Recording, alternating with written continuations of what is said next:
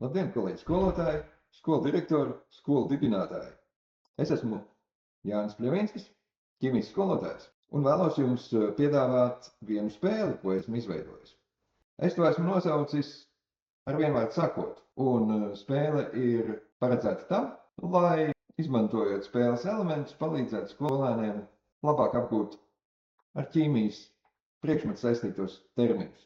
Spēle sastāv no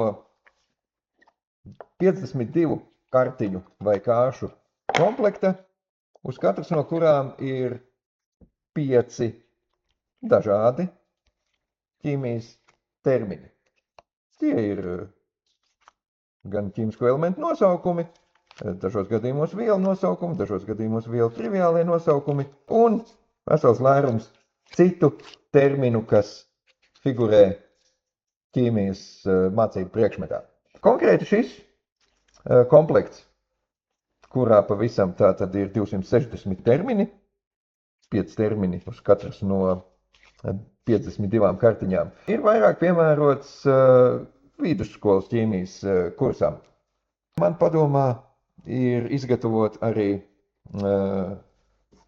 komplektu, kas no tajā esošo terminu viedokļa būs piemērots pamatskolas 8. 9. klases ķīmijas kursam. Ja jūs šī spēle ir ieinteresējusi, jums ir iespēja šādu spēli iegādāties.